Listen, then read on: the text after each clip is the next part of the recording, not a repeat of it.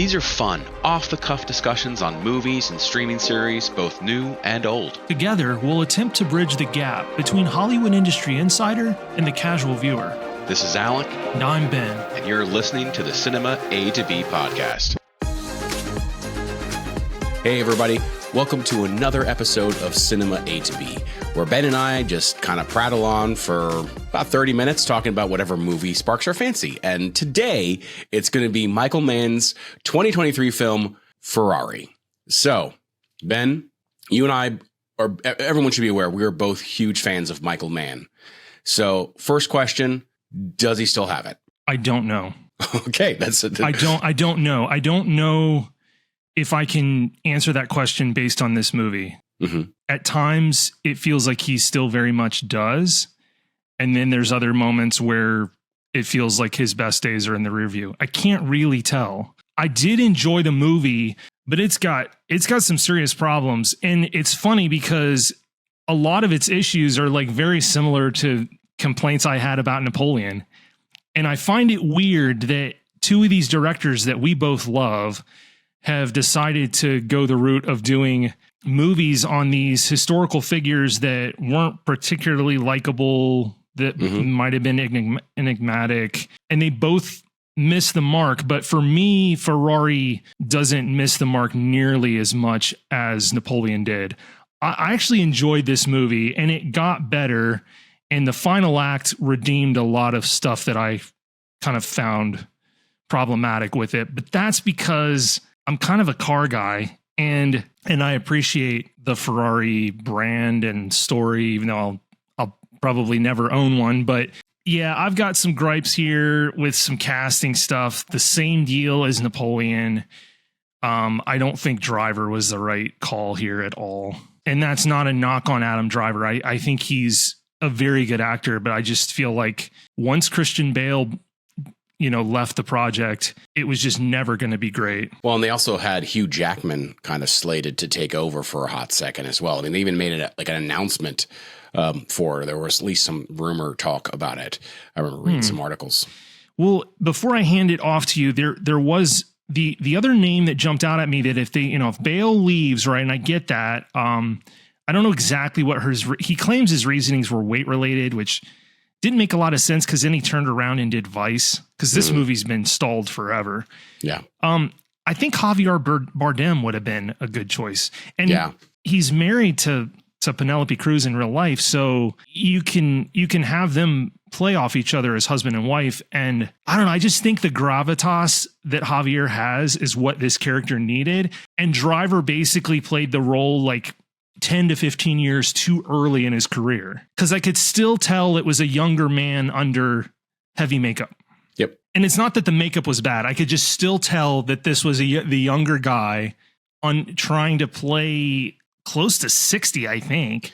Yeah. And he was like 38 at the time. No. Yeah. It's a lot of it is the movements, the way he would walk, the way he would it has that apparent youthfulness to it, of the, hey, your joints don't hurt, or you don't have arthritis, you don't have other pain things you have to be careful about your footing. It is the confident walk of, I am sure-footed. I know my feet are going to go in front of me. They're going to step, or whatever he's doing. It's just that confidence of knowing it's going to work, no problems. And that's definitely something much more of youth than of age. I mean, and I think he was 58, 59 at the time that this was supposed to happen. Of course, Driver's 38 at the time, I think, when they did this. I walked away kind of the same thing. So starting out, I was really enthralled with it. Just the opening kind of sequence of it being not a lot going on, a lot of just methodical shots that was very Michael Mann, kind of reminded me a little bit of Heat, of, De Niro walking into the hospital and they're slowly getting into the car and then driving off. Kind of not a whole lot of dialogue, just letting the characters just find their space in the movie. And I really like that. I am also with you. I enjoyed this movie. I really did. I didn't love it. I do feel that Michael Mann has it much more so than Scott does. And then some other directors. I don't feel like, he has it as much as Spielberg does, as with the Fabelmans. I still think Spielberg has got a little bit still of that magic left in him. I'm a little nervous about Heat 2.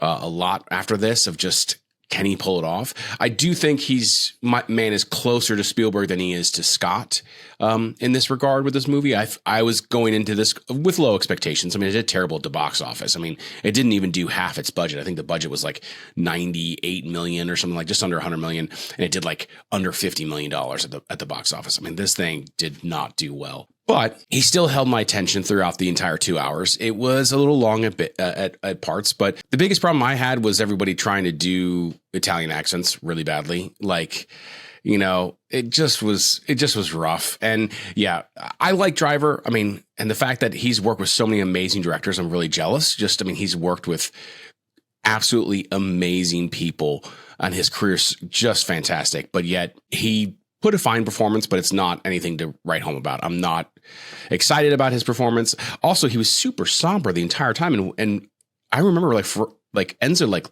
laughed and was smiling in almost every picture I've ever seen him in, you know, for the most part. Like, they made some weird choices in this film.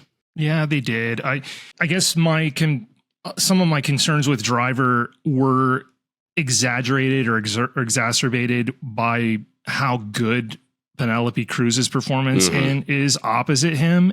She's really good. Outside of her, everybody just feels kind of plug and play. Well, I would say some people like Shailene is just totally miscast. Like, you know, I mean, she's not on screen a ton, but it didn't make sense to me at all, that casting. Like, no, I don't know. Yeah, I don't really understand that either. And especially given like how much of they actually shot in Italy. Yeah. Yeah. Oh yeah. Right. I mean, some gorgeous shots of Italy. Just made me want to go back. Beautiful. I was like, yeah, I want to go back. Yeah. This is one of those films that effectively works as a tourist piece for Italy. It's a beautiful country. Yeah. I want to go. It's been a long time.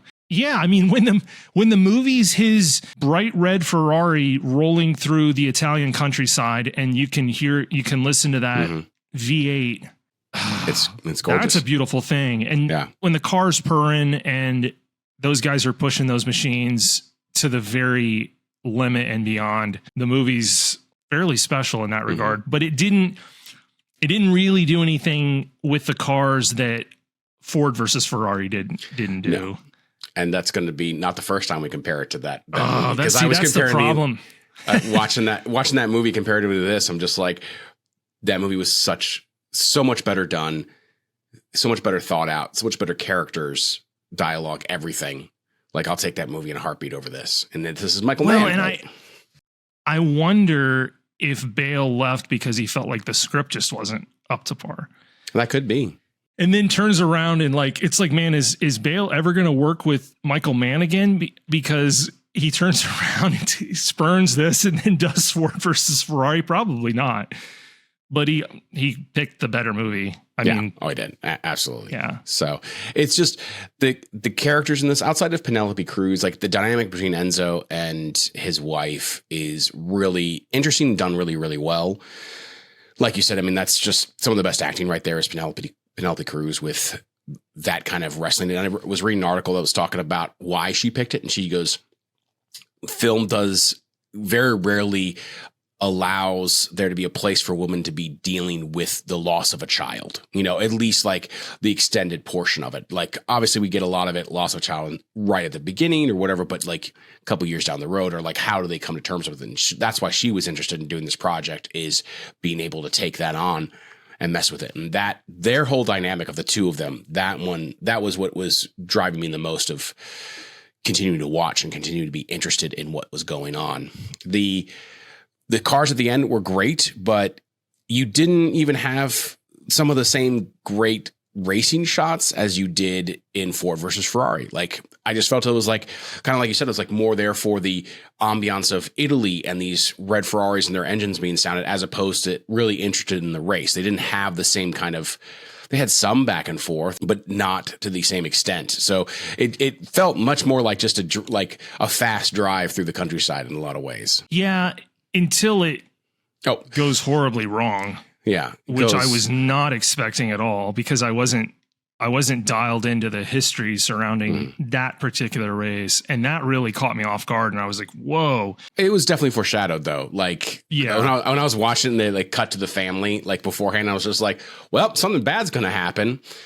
Which, by the way, the worst CGI I've seen in years. Just terrible. Like they really took away from the It took away from the moment. Yeah, he really needed to do like a Hitchcock or like. Again, as Ford versus Ferrari, just have the explosion far off in the distance and don't even see it. You know, you just kind of something or just or just the aftermath. Yeah, exactly. Which was utterly horrific. Yeah. But also suffered from rushed CGI. Yeah. Yeah. It was certainly, it was not, that one kind of pulled me out because I really took stock and going, oh, this is terrible. This is not good CGI.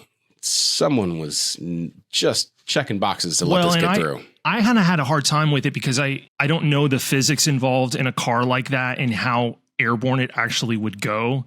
Mm-hmm. And even in the accident near at the very beginning of the movie, where it launches into space almost. Yeah, I kind of was. I'm not a really cynical guy when it comes to like on-screen violence where I'll like laugh at a bunch of stuff necessarily. But I kind of was just like, I think there was probably an audible, haha, and because it was like that. Well, that doesn't look right. I was like, physics were not at work here. That airborne to be a disastrous accident. Like it only needs to be off the ground a few feet and then it's lights out for the driver. So minor gripe. I still enjoyed the film, but I'm not going to go back to it. No, if I'm going to watch Michael Mann, there's 3, 4, 5 other movies that I'm going to see. It definitely, again, going back, I don't dislike it. I don't dislike it nearly as much as I did Napoleon. Like if I had to choose between watching this and Napoleon, then I would choose this in a heartbeat to watch again. And I wouldn't be upset about it. I know my buddy who's big into cars, Matt, you know Matt. Yeah. He really enjoyed it too. And he's a huge Ferrari guy. So there's a little bit of and just love. I would have expected him to enjoy it, although he's got a more discerning eye with some of that stuff too. So if there were details I didn't get right with some of the cars, he would have definitely been the first to spot it. So the back half I really enjoyed. And when the drivers are writing their letters and you start to realize the gravity of this, it took a little bit, you had the accident at the beginning of the movie, spoiler, but they definitely set the tone properly to remind you just how dangerous auto racing was in 1957. I mean, frankly, Formula One is, this isn't Formula One, but that style of auto racing in Europe was dangerous for decades to come. I mean, and just horrific, absolutely, utterly horrific accidents. And there's no safety components to these cars at all. No, there's not. I don't even think there's seat belts. No. So it was just, I don't know what you would compare these guys to from hundreds of years earlier. I have no idea what you would compare it to. Later on, you could compare it to like a test pilot for the Air Force.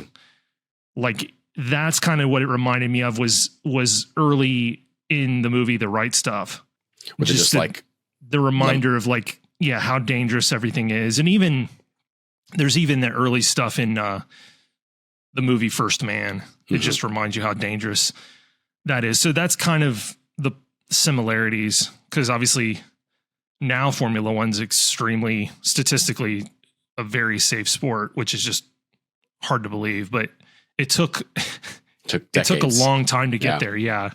So I was really confused why they did it, because obviously this is kind of like not a biography, but just a little bit of a biopic of a very short span of time. But why they did the whole Ford, Fiat, Ferrari kind of interplay, because that wasn't until that wasn't until like a decade later. Like literally Ford versus Ferrari talks about that, about that same scenario. And so I was like, so did I misplace the timing of Ford versus Ferrari? Did it happen over a longer span of time? Enzo planted the story, spoiler, he planted the story in the press that he was thinking about selling off part of the company to Ford. But that wasn't to the 60s, right? I mean, that wasn't in 57. No, he did it. I think he did it earlier, unless they're doing timeline swaps. I believe but he only did that to mess with Fiat. I mean, it could be Ford versus Ferrari is just the Le Mans battle. It has nothing to do with Ford buying him. No, at the beginning of Ford versus Ferrari, but he basically tells them to go F themselves, right? Yes. Well, and that's when Fiat takes it on. So that was like 63. And then he was just like, well, we're going to beat him. And then 66. Yeah, maybe the timeline got hurried. And if he did, then maybe they're doing it for some additional effect of, I don't know, some more conflict and stuff. I just didn't feel like it needed it. I felt like it was kind of because they didn't really sit on it too much. Like it was like a couple moments of, hey, we're almost insolvent, which, by the way, didn't need to have the whole Ford or Fiat kind of buyout, just more worried about the insolvency. And then you've got him telling the reporter, put it in that we're going to get bought out. And then the owner of Fiat giving him a call. And that's really it. You know, I mean, outside of some conversations between him and Penelope Cruz, it just felt like it didn't need it. Like it felt like it was just added stuff that if this wasn't real, why put it in there? Like, yeah, I mean, all I could find on that was, like you said, 63 Ford's in negotiations. They go there. He backs out at the last minute.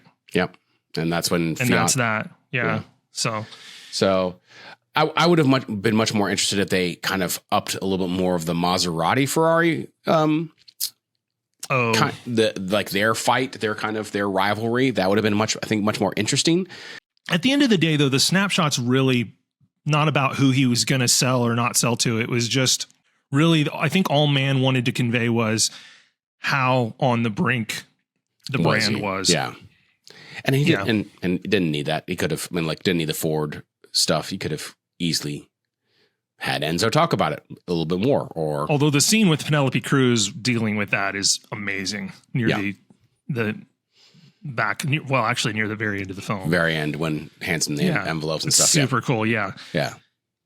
So it's got good moments. It's got good moments. In fact, the opening kind of blew my mind as far as like where he is, like where he's waking up, because it lulled me in. Yeah. To me, thinking he was one place and he was not. He was in another, and I was like, "Oh yeah, that's right." I forgot how much of a horn dog this guy was. By the way, they didn't even portray that part of him really. No, I mean, he was ridiculous, like crazed. So they were very nice to the character, because they made him out to be like, he had a mistress, but no, he had. I mean, she hints at it. His wife does, but they don't really ever show you on screen like the. Well, when he was so at the beginning, when we have the crazy car flying into outer space and the guy, basically jetpacking out of it as fast as possible. When he talked about, hey, I don't want to see your girlfriend here anymore. I thought after he died, he was going to walk. Like when he was starting to drive, he's going to walk over and make a move. I was waiting for that. Like again, well, they were kind of they wanted you to think that. Yeah, but then he told her, by the way, I knew your mother.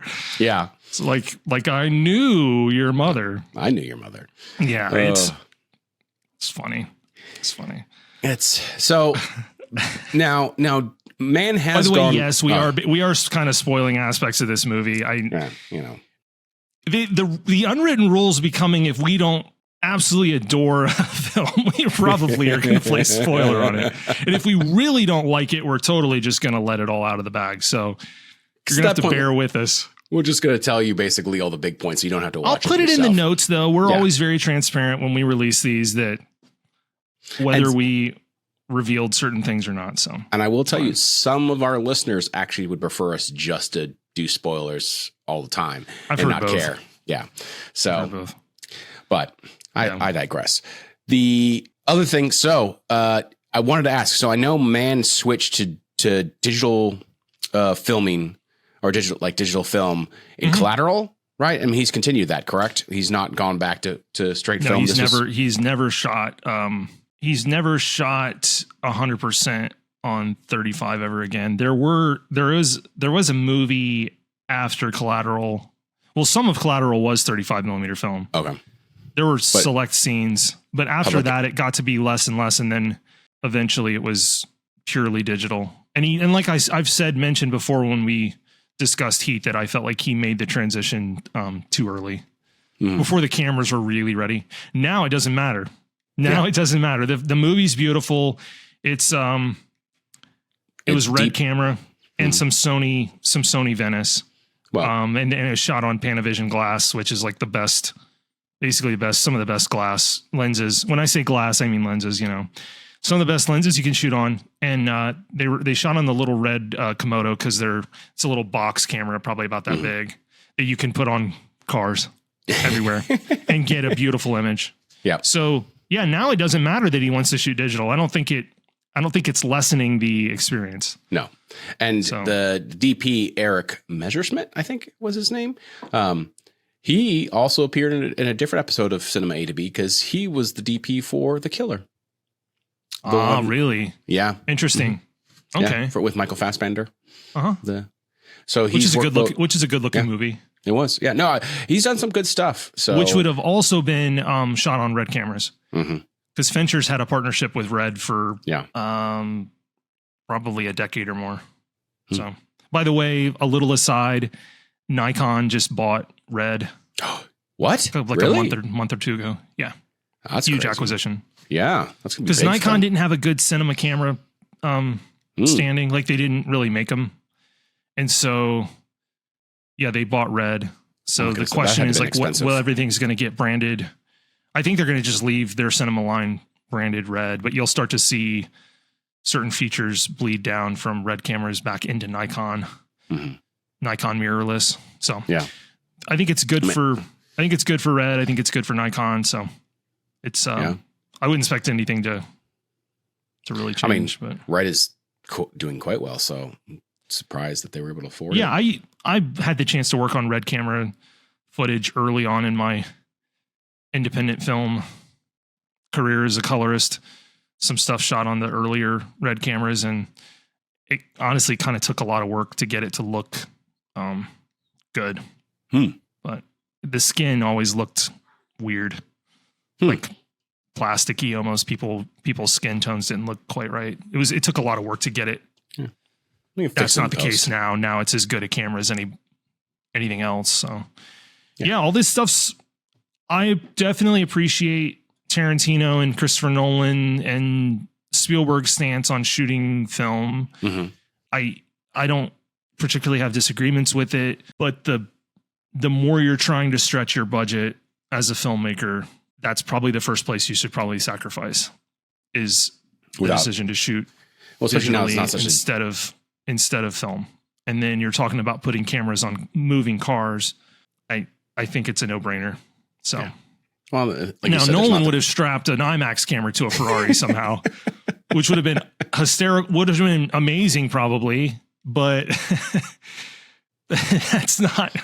He would have forced them to do something spectacular. He did it on a Spitfire, so he's like, Ferrari, this is easy. Well, and they didn't have a black and white IMAX, and he made them make a black and white IMAX. So yeah, the film, black and white film stock, yeah. It's film stock, not the camera, obviously, but so fun fact. So Sterling Moss, one of the drivers for Ferrari, I believe. So that was played by Ben Collins, who Ben Collins was the second Stig on Top Gear. Really? Yeah. Gosh, I love Top Gear. I do too. That's why I told you. I wish I had one of those introductions off the top of my head that they used to make for the Stig. Yeah. Which is almost like, they were almost like the inverse of like a Chuck Norris joke. Yes. Yeah. The way they were phrased. I thought you'd enjoy that. That's good. Oh yeah. For listeners, we adore Top Gear. We adore the Grand Tour. Mm-hmm. I'm not really a motorhead. Like I'm not a gearhead, but I do appreciate a good automobile. So, did you watch the Clarkson's Farm?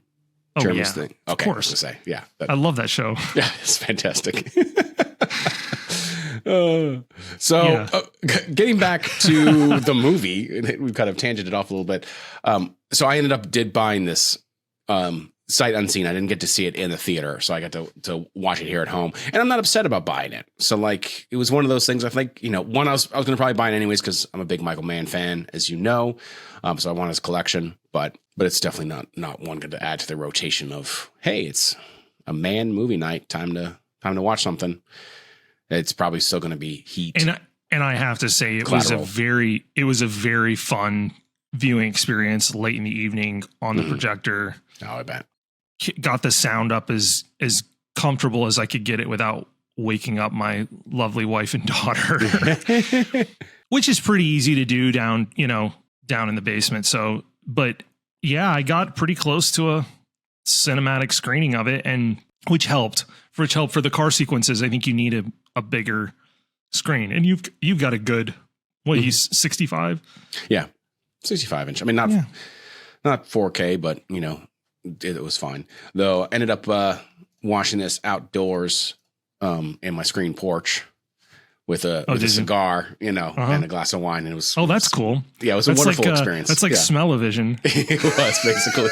Well, like as I'm sitting there, like I started the movie, and within the first 10 minutes, there was 4 glasses of wine poured, and I went, you know what I need? A glass of wine. And then when pour myself one, and then came back and watched the rest of the movie.